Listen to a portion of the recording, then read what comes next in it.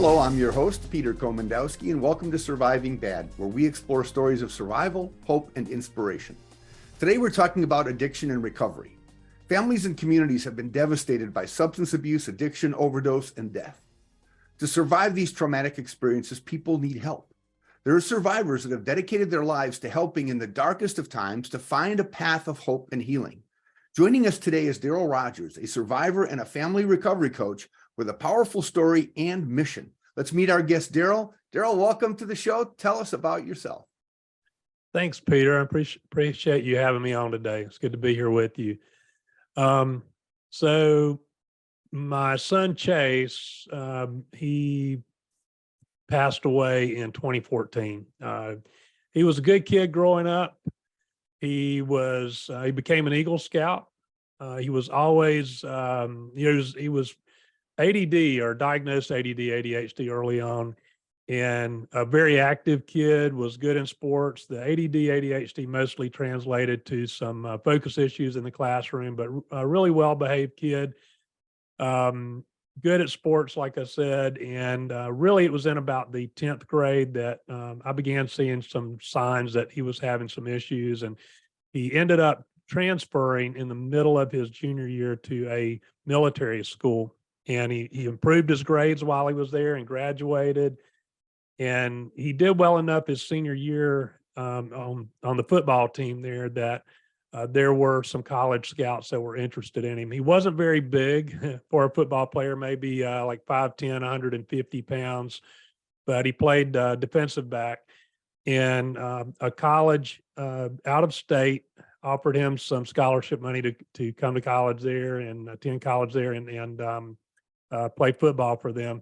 And so he took them up on that offer. And after he went there, it wasn't long before he began to hang out with people who were abusing drugs and alcohol. And he dropped out in the middle of his, or the second semester of his freshman year. He went back home or came back home. And then eventually we had an intervention for him here because things just turned so dark so fast. And through that intervention, we got him into treatment.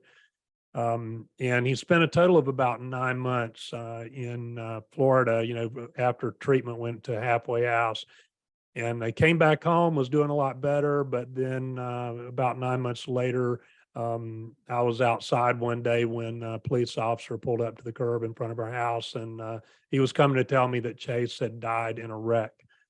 And we found out later that it was actually his car and that he was a front seat passenger in his own car. And then they had all smoked marijuana together, and the girl that was driving had smoked with them. And anyway, that led me down a path of, I began doing drug prevention speaking. And then later I began to facilitate a PAL peer support group called PAL, and then into family recovery coaching. It's hard when you're trying to honor the legacy of a child with your life's work, and the grieving really, really changes you. How have you reconciled sort of all those grief responses over the years now?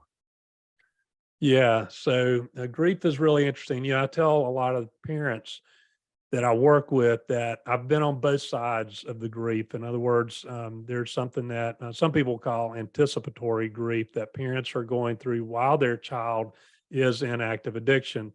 And to me, in some ways, that grief, that type of grief, is more intense than the grief that comes along with having to bury your child.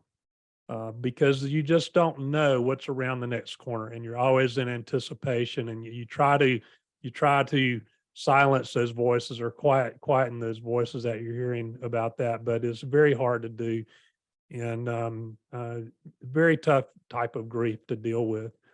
But certainly the early on, I experienced a lot of anger myself over the loss of our son, and it took me a while to get past that.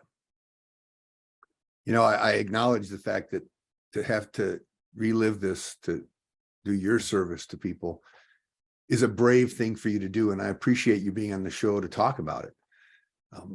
When you were making the transition, how did you determine which direction you were going to go? I know you said you were speaking. What took you into this family coaching realm?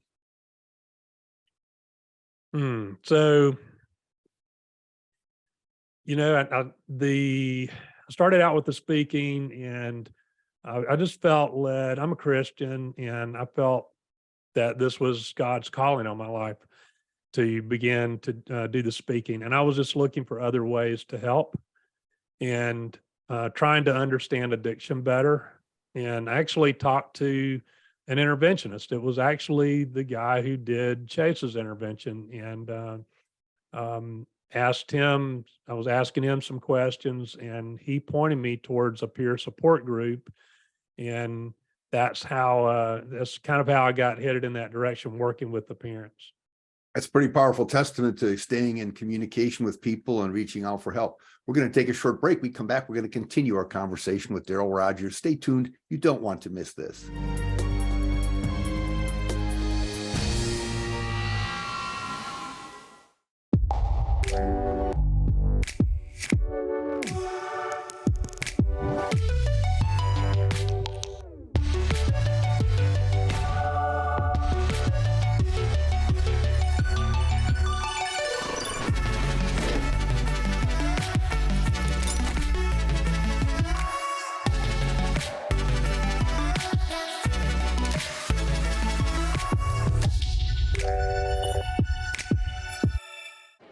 The black truck?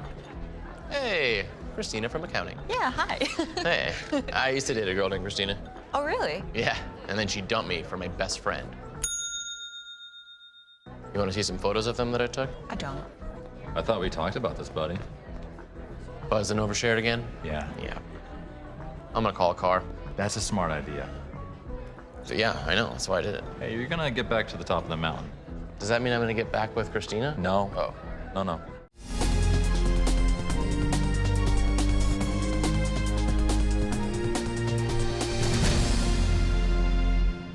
Welcome back to Surviving Bad. We're talking with family recovery coach Daryl Rogers and getting into a little bit about what it's like for a family to engage a coach and be part of the recovery process.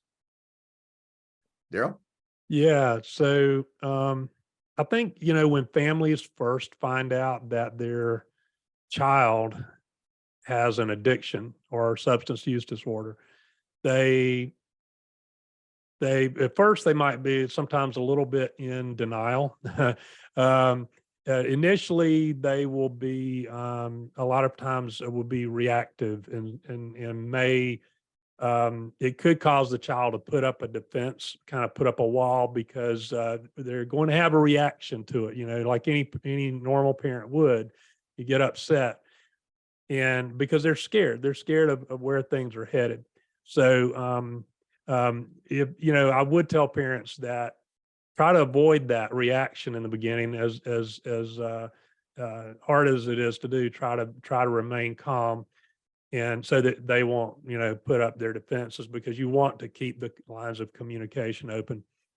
But I think a lot of parents think, if they're like me, when I was going through this, and I think most parents will be very similar.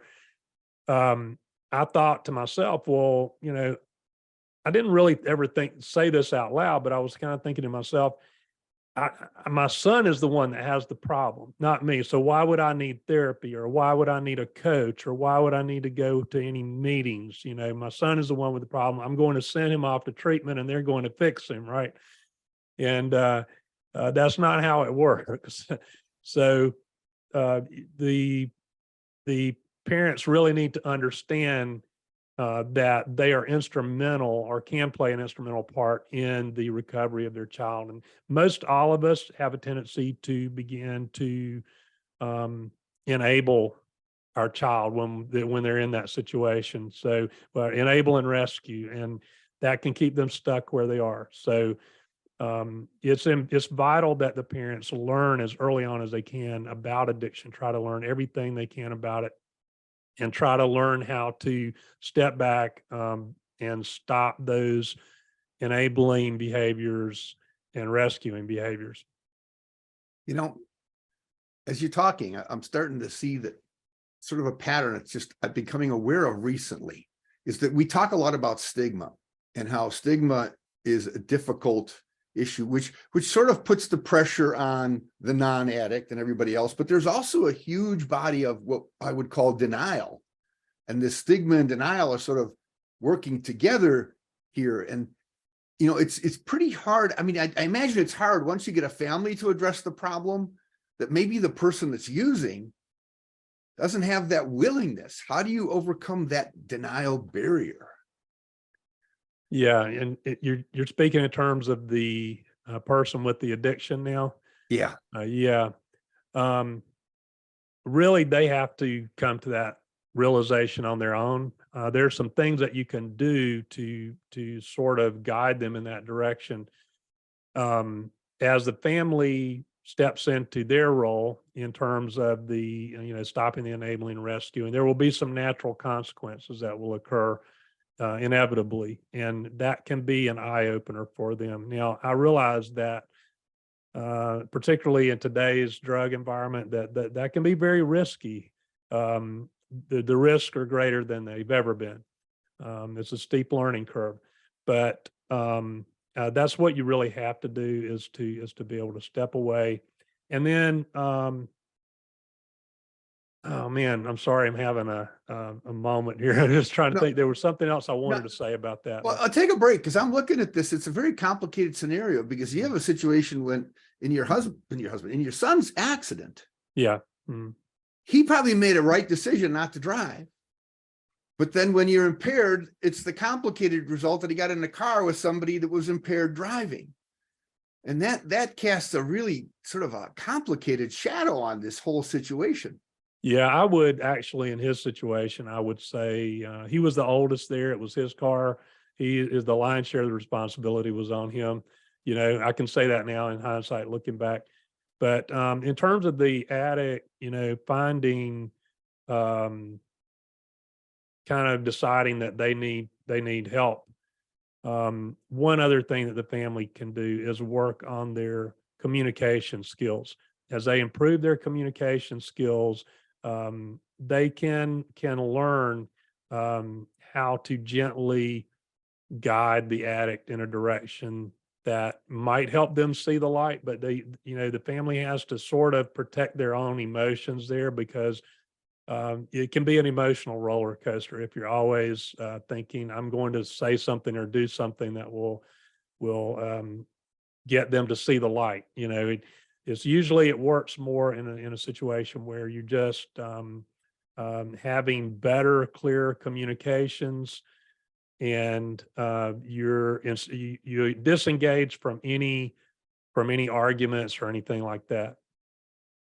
Those are all great points. We're going to take a short break and we're going to ask Daryl to continue the conversation about that complicated dance between enabling and rescuing that parents often face. Stay tuned. You don't want to miss this.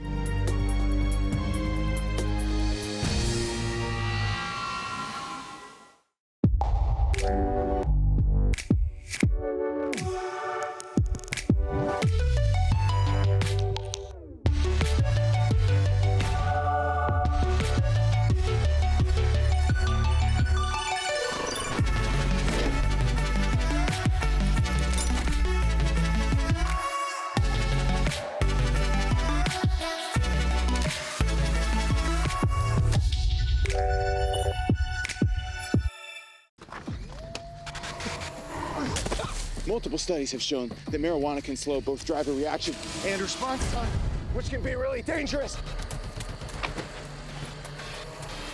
He's here. He's here. Wait. What? I can't drive. Why? My. Oh.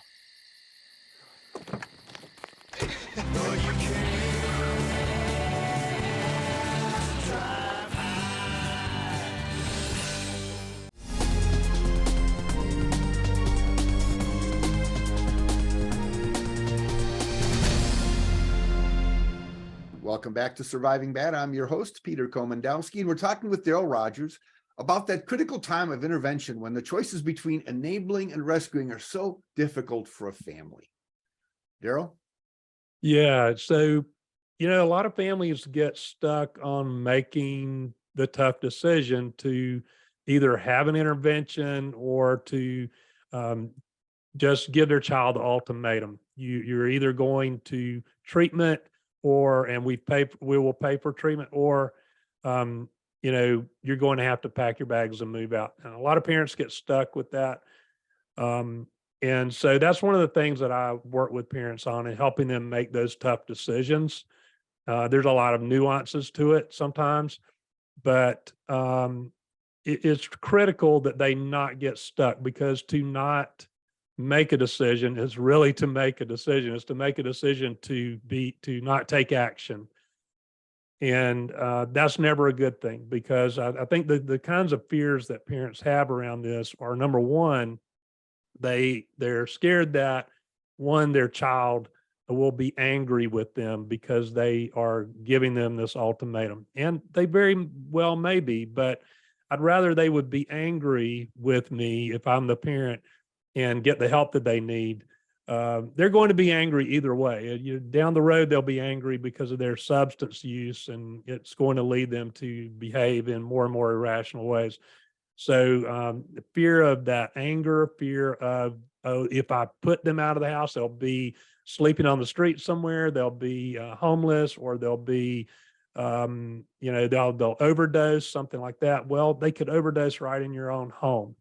So, there's risk with all of this. So it's all about managing the risk. But to do nothing is not a good solution. Well, for the parent too, obviously it's hard, but it's probably a lot better for the child than it being an arrest or being in jail or something much more traumatic for the child and the family to have to deal with. Right. And, sometimes those kind of situations come up where the parent is tempted to bail their child out of jail, and sometimes you have some options. So I would never recommend bailing them out of jail. I can't say never, but probably almost never. Usually not a good situation, because that's sending them a signal that they can just do this again, and the behavior will continue. So jail can actually be a wake-up call for them. Not always, but it can be. And some of the options could be, you talk to get an attorney, and maybe you have an opportunity to talk to the judge about this, and the judge may recommend treatment in lieu of jail time. And I think most people would choose treatment over going to jail. Now, do most parents call you when they're having trouble with the child, or they call you after the child's gotten in trouble? A little bit of both. Usually it's earlier on, before they've actually gotten into a lot of trouble. But sometimes it's after they've gotten into some trouble, a DWI or some kind of arrest for some type of like a possession or something small like that. Is that a saving grace sometimes? How many, I don't even know, is there a percentage of kids that's all it takes to smack them back into reality? Yeah, it can be, but it seems like more often than not, it takes more than one time to really, and I will tell any parent that, yeah, you want your child to go to treatment, given that option, if you can get them into treatment, but treatment's not a cure. It's the beginning of teaching them some healthy coping mechanisms and helping their brain heal while they're sober in treatment. It's a good step in the right direction, but don't expect this to be, not too likely that it's going to be the end of the road. So for a parent, the sooner they get involved, it may feel hard, but it doesn't get any easier if the interventions come from an arrest or an accident. Right. And they can hire an interventionist. Now, if the child's under 18, the parents can basically force their hand, like, you're going to treatment. But once they're over 18, you may not have any other options other than to try an intervention if things are really getting out of hand. Again, keep in mind, it's not going to be, they're not 100% successful, just like treatment is not 100% successful. And yeah, it can be expensive. But certainly the earlier you intervene in one way or another. The earlier you take action, the earlier you get on top of this, the better the odds are for a good outcome. Well, we're going to take another short break, and afterwards, we're going to ask Daryl to share some final comments, insights, inspiration, advice that might help you deal with a problem in your family or with a friend. Stay tuned. You don't want to miss this.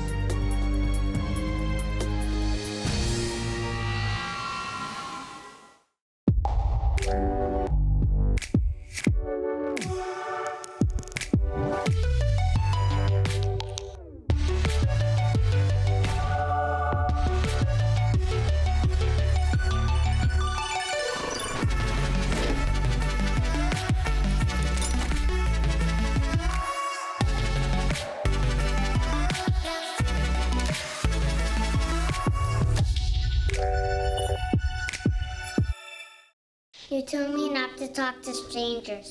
You told me not to cross the street without looking both ways. You told me not to touch the stove. You told me not to do drugs. You told me not to drink and drive. You gave me so many messages about how to stay safe. Why didn't you keep me safe by properly storing your gun?